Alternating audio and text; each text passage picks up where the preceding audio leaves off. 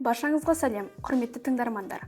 Жарасқан Әбдірашев атындағы номер 62-ші мектеп-лицейінің телестудиясына қош келдіңіз. Бүгінгі подкастымызда білім саласында көп жылын арнаған, бірнеше буынды тәрбиелеген ардагер ұстазымызды студиямызда қарсы алып отырмыз. Бүгінгі сұхбат жүргізушісі Досанова Аянат. Құрметті Нұраш аға, уақытыңызды бөліп келгеніңіз үшін сізге үлкен алғыс білдіреміз. Егер рұқсат етсеңіз, сұхбатымызды бастасақ. Жақсы болсын.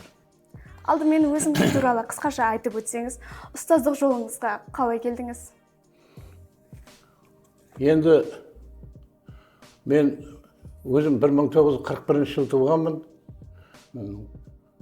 Сол 41 жылы менің әкем соғысқа кеткен, анамыздың тәрбиесінде өстік.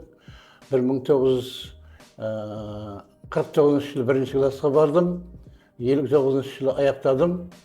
Сол аяқтаған сәтте мектептің директоры осы аудандағы атақты үлкен педагог Исаев Евейсин деген ағамыз аттестат тапсырып тұрған уақытта аттестатыма қарап, білімің аттестатың жақсы екен, сен Қызылордадағы пединститутқа барсаңыз деп ұсыныс білдірді.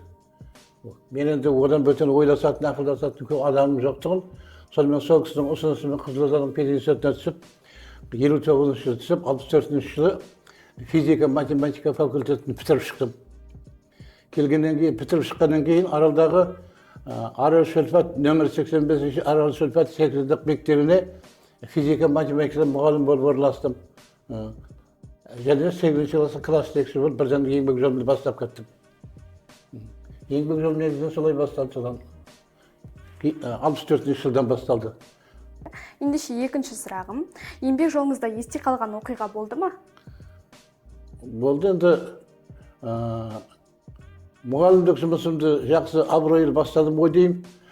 Бір жыл жұмыс істегеннен кейін, келесі жылы сол мектептің оқушысының меңгерушісі Қызаев Нишан деген азамат басқа жаққа ауысуға байланысты, мен бір жылдан кейін-ақ 1965 жылы 24 жасымда сол мектептің оқушысының меңгерушісі болып тағайындалдым.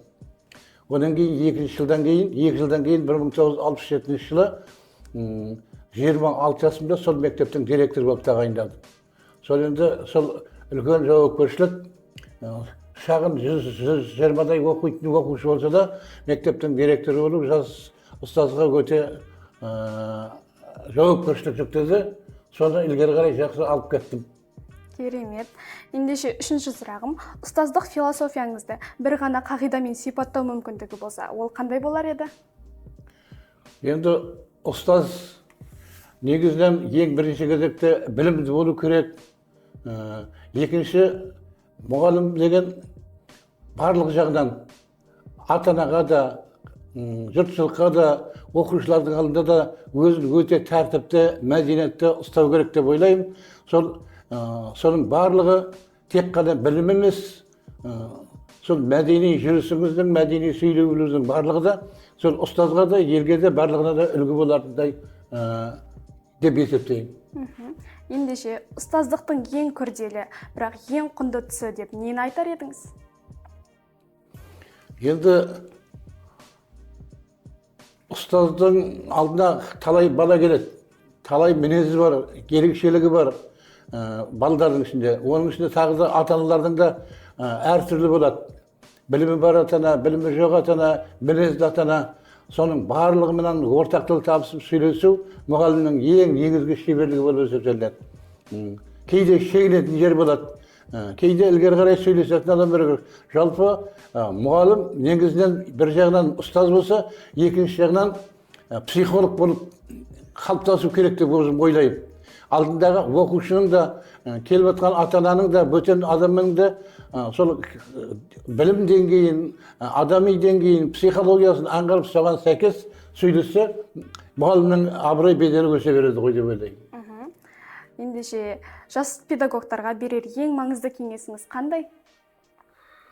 Енді жас педагогтар қазірге елбасымызды айтқан, қазір 21-ші ғасырда тек қана білімді адамдардың ғасыры деп. Соған байланысты негізінен мұғалім өзінің пәнінің жоғары деңгейлі маман болу керек. Өзінің мамандығын терең білу керек. Екіншіден, жас мұғалімдер жаңа алдында айтып кеткендей, өзінің білімімен де, тәртібімен де, тәрбиелеу керек балдарды. Енді мынандай сөз бар қазақта.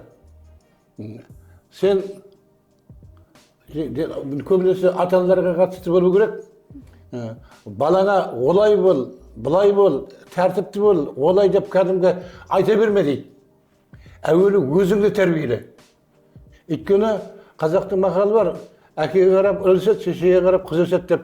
Өзіңді тәрбиеле, өзің қаншалықты тәрбиелі болсаң, сенің тәрбиелігіңде, қозғалысыңда, сөзіңнің барлығын балдарың ұғады, қарайды, тыңдайды, сөйтіп сені үлгі алады. Ең үлгінің, тәрбиенің үлгісі, өзің тәрбиелі болсаң, ұрпағың да тәрбиелі болып өседі ғой дейді. Еңбек жолыңызда сізге ерекше шабыт берген сәттермен бөлісе аласыз ба? Еңбек жолында енді жаңа айтып кеттім ғой, ертерек мектептің басшылық қызметіне араластым.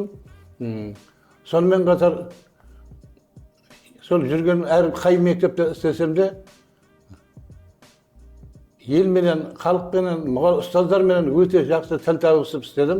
Енді негізінде сол айттым ғой, 1967 жылы 26 жасымда мектептің директоры болдым деп, содан бастап осы аудандағы 5 мектепте 31 жыл мектептің директоры болып қызмет атқардым.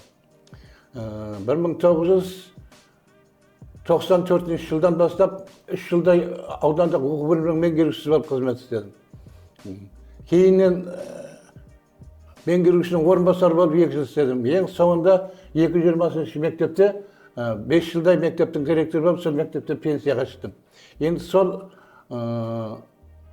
соншалықты ұзақ уақыт қызмет бабында басшылық жұмыста істеуім, енді менің өзімнің бұлай мақтаныш емес шығар, елменен, халықпенен, айнала ортаменен жақсы байланысып, түсінісіп, жұмыс істеуге байланысты болу керек деп ойлаймын.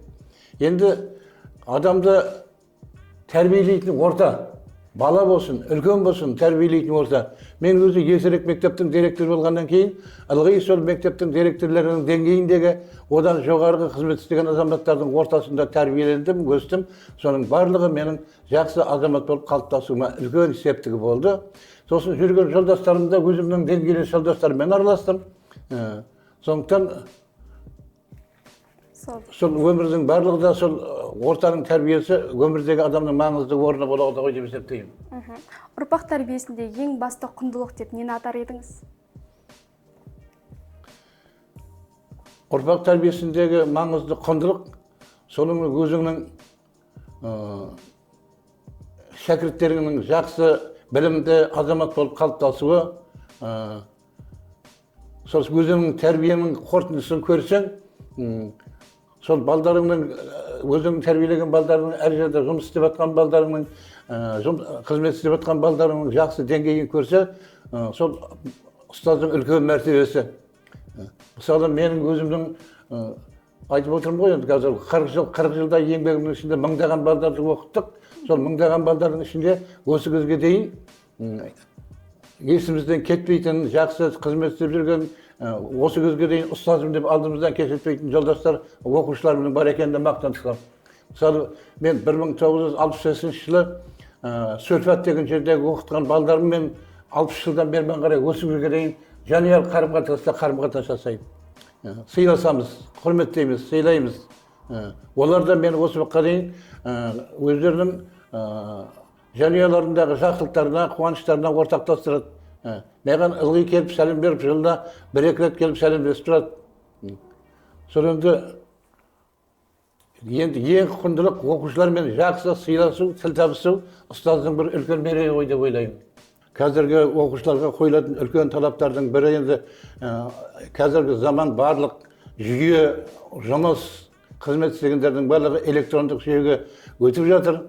Енді келесі оқу жылдан бастап жасанды интеллекті осы пән ретінде кіріп, адамның өміріне еркін араласайын деп тұр. Сондықтан оқушылардың осы бастан сол ғылымға, білімге, электроникаға икемделіп тәрбиеленгендерін дұрыс деймін. Ол барлық оқып жатқан тәрбие оқушыларымыздың дендері сау болсын, білімдері жоғары деңгейде болып, мемлекетіміздің мәртебесін көтеретін жақсы азамат болып қалыптасуына тілектестік білдіремін. Рахмет, керемет. Құрметті Нұраш аға, бүгінгі сұхбатқа келіп, өзіңіздің бай тәжірибеңізбен бөліскеніңіз үшін алғыс білдіреміз. Сіздің айтқан ойларыңыз бен кеңестеріңіз біздің білім жолында жүрген жас ұстаздар үшін де, оқушылар үшін де үлкен бақыт бағдар болары сөзсіз. Сізге мықты денсаулық, ұзақ ғұмыр, еңбегіңіздің жемісін көруіңізді тілейміз. Рахмет. Осылайша біздің сұхбатымыз өз мәресіне жетті. Келесі шығарылымда кездескенше аман сау болыңыздар.